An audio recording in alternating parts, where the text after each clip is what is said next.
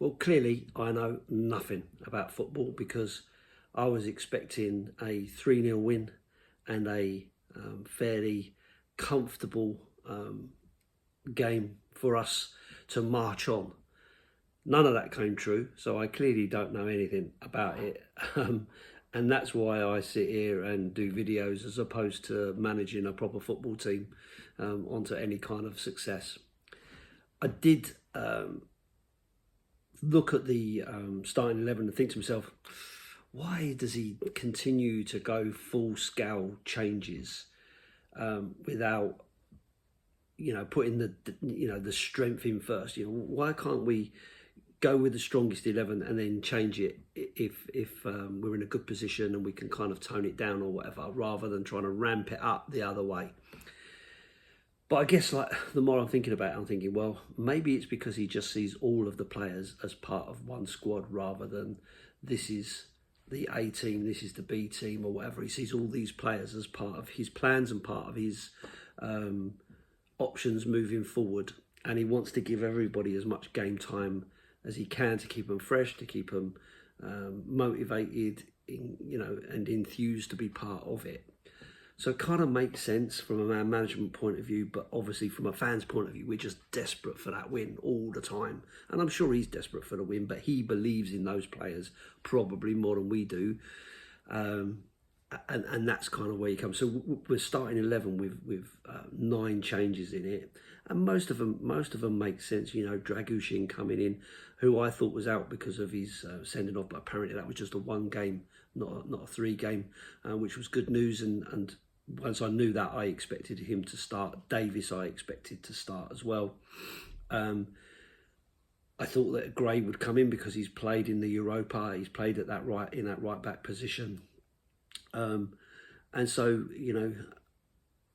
I guess it kind of all made sense. I thought that Davies would probably go kind of left wing back with Van der Ven playing or something like that, but in the end he went with Udogie, which was great, and I thought he had a really, really decent game. And then you've got Bergvall in the centre, which I thought was a possibility. And Maddison coming in, which clearly makes sense because obviously he came off against West Ham, and I think for me that was a good bit of man management, having him as the captain as well, taking full responsibility, showing that he is still part of this squad. He isn't past his prime. He isn't going to be losing his place to Kulu or to Bergvall anytime soon. It seems like he's kind of putting that confidence in him. And then I really thought that we would start with Solanke rather than Richie. I thought Richie probably needed minutes, but I thought that probably needed managing. But again, he got 65 minutes in the game in the end. So a good run out for him. The interesting part, I did think that Werner would start, but then I also thought that Johnson would start. So Werner left, Johnson right. So I was surprised to see Mikey Moore on the right hand side because, as I understand it, he's more beneficial playing on the left. So it was quite interesting. I thought when I saw the team and saw that Mikey Moore was in, I thought that they'd be the other way around because I know that Werner has played on the right hand side. But I wasn't unconvinced by the team. A couple of little bits in there. Werner, as you know, I'm not a great fan of, not because I dislike him as a player or dislike him as a person or anything like that, but I am concerned about his lack of form.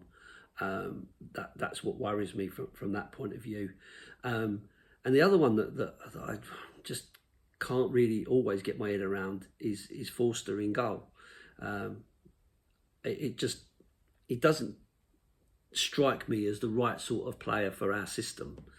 But I have to say, from Forster's point of view, pulled off a couple of really good saves. One when he came absolutely rushing out and got that spot on, closed the space down very quickly. And the other one was where he was diving to his right hand side and clawed the ball away with his left hand, which seemed a bit unconventional, but it worked.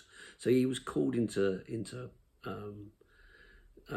play a couple of times, and he didn't disappoint. And to be fair, he didn't do an awful lot wrong in the match. It does make me nervous passing around the back, but then they all make me nervous passing around the back because I've been a Tottenham fan for too long to think we can play that sort of football and not get caught out by it.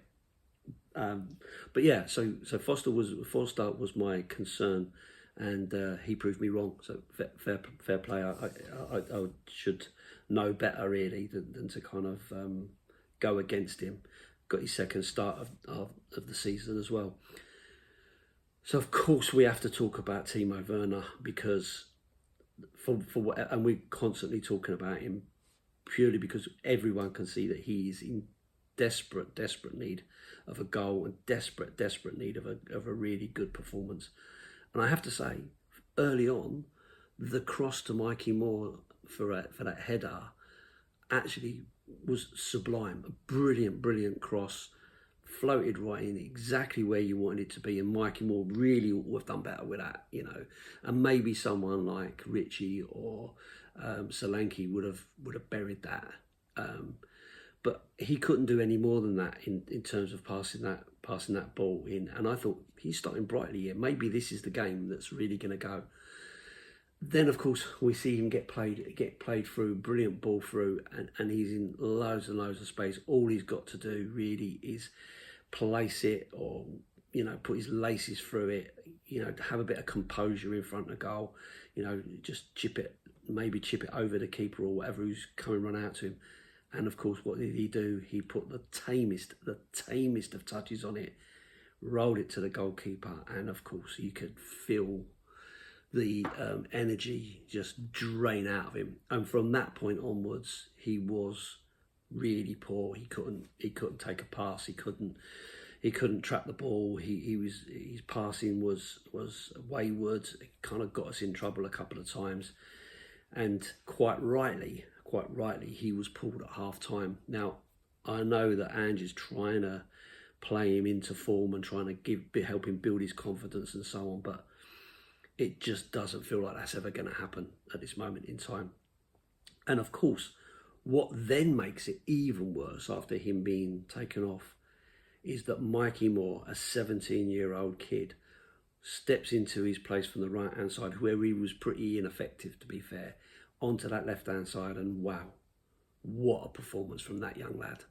I mean, from moment 45, he was just on it, and he was relentless. They could not stop him. They didn't know what to do with him. They just didn't have a clue where to go with him, and he ran the show. He was just calling for the ball, demanding the ball all the time, and you have to say he did not disappoint. He did not disappoint at all. I thought he was absolutely outstanding, and I just hope that we don't go so far overboard that we put too much effort, too much kind of expectation on his shoulders, and just crucify him when things inevitably don't go right for him, because that's bound to happen at some point. But wow, what a performance from that young lad, and you literally can't knock it. So for me, where does that leave us in that left-hand side? Because obviously most fans are calling for Mikey Moore to pick up that spot when Son's not playing. He looks ready. He looks more than capable. So why wouldn't you? Well, the footballing people know more about that sort of thing for a development of a young lad in that anyway. So yeah, I guess there's big questions around that. We do also have Wilson Odobert, who came back, and again, he also put in a really, for the short time he was there, dynamic performance, running effort, accountability and so on, and potentially could have had another penalty in the fact that he got clobbered by the keeper after he kind of released the ball. I think if he still had the ball, or the ball was close to him, and he could have got a goal scoring opportunity, I think that could have been another penalty, to be fair. But I think because he'd missed the ball had gone, he kind of took that away, and he kind of got away with one. yeah, so for me, that kind of really almost spells the end for Timo Werner. I can't see how he can keep making the team ahead of players like Odegaard or Mikey Moore, replacing Sonny. Now that Sonny's back, so Sonny's obviously going to be the starter, but it'll be a case of when he comes off, or when he's not playing, who's going to pick up that spot. I kind of feel like it's going to be probably Odegaard and Moore between them, kind of sharing that spot.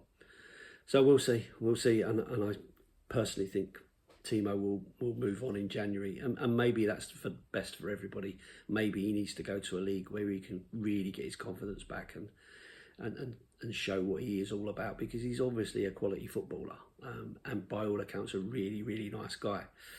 But we can't just sit there taking that kind of performance and accepting it. We just can't. If we want to win silverware, we want to progress. We can't. We can't just keep sitting here and going, well, give him a chance, give him a chance. I don't think we can do that. I don't want to write people off, but at the same time, I don't want to sit there and go, look, it'll come good one day, and then one day never comes. We deserve better. It's about the here and now. So I know we're talking an awful lot about Timo, but I think it's one of the big things out of the match. I think the other point I did want to talk about was the maturity in Maddison in terms of passing over the penalty to Richie, who clearly wanted it, clearly needs it as a striker. You're measured on goals, your goal contribution and so on. So he was desperate to get back on the score sheet as quickly as he can after being out for so long and really, not having the greatest of times at Tottenham since he joined us. I think he's desperate to prove that he is a capable goal scorer for us. And you could see James Maddison in the video I've seen of James Maddison kind of pondering that point. He was going to take responsibility. He's the captain. He should take the responsibility. But you can see that he's going through his mind. Actually, this is more beneficial for Richie than it is for me. And I really respect that, especially as Richie scored. Had Richie not scored, it would have been a poor decision. But because he scored, it kind of made me think, well, actually, he did the right thing there, and hopefully that will give Richarlison an opportunity to really build on that, to build on that goal and kind of go from strength to strength, hopefully. And again, Maddison talking after the game, talking about Mikey Moore, like having Neymar on the left hand side and stuff. I know it's tongue in cheek, but again, you can't really fault Mikey Moore's performance on the night, and I think he was voted man of the match. Maybe I'm not sure, but yeah. So overall, I have to say some really good moments in the game. Bergvall looks really decent. Archie Gray, I still thought looked really good against Poku, who had an outstanding game for AZ. I thought he was a really quality player. He really did put a lot of effort in down that side. I think Archie Gray dealt with him fairly well most of the game, and a bit of cover from Dragushin. I mean, there was even one in there from Bentancur where he kind of slid across and blocked the shot. Who again, and Bentancur had a really decent game as well. So it feels like there's a depth in there. And again, at the end of the game, you're able to bring on players like Kulu off of the bench. That feels so much stronger than what we've done in previous times. So yeah, listen, ultimately, a win's a win. That's 3 Europa games played, 3 wins out of those games. A clean sheet, and lots of minutes for lots of players who are looking for it. Players coming back from injury and so on and so forth. I think the only downside, obviously, is Timo Werner, as I've spoken about at length. But everybody else looks like they are coming to a level of form that is what we want, and grinding out the results that we need. And we've got lots of young players. I mean, you think you've got 17-year-old Mikey Moore, you've got 18-year-old Bergvall, you've got 18-year-old Archie Gray in that team. and you've also got Lancashire. I think he's about 18, 19 on the bench, and even, the rest of the squad there, you look at some of those players, they're early 20s, Sarr, for instance, Udogi, these are really young guys. So it feels like the future is kind of building in the right way. I don't want to go too far over the top. I don't want to say that we're world beaters or anything like that, but I do feel like we should be happy with our current progress. Big games coming up, Paris away, Man City in the Carabao Cup and so on. So there's going to be bigger fixtures than this one that we've just had, and I'm hoping that Ange, makes the right decision. Certainly in the Carabao Cup, I don't think we can afford to go without our kind of very strongest 11. I don't think we can go without that in that game. I think it's a really good opportunity to progress, because it's not going to be one that Man City are too bothered about. But we know the depth that they've got that they can just chuck on there. So it's not going to be an easy one. But listen, let's get over Palace first. See how we get on at the weekend. Another London derby, this time away from home. We haven't had the greatest of starts away from home at the moment. So now's the weekend. We need to start it. So we'll see where we go from there. But anyway, good result at the end of the day, and we march on in the Europa League, and hopefully we can go to the next one with confidence, get another one, get another win, and let's keep progressing, because those games are going to get a little bit harder as time goes on now. So anyway, I'll leave it there. Thanks for watching. I'll speak to you on the next one. Up the Spurs.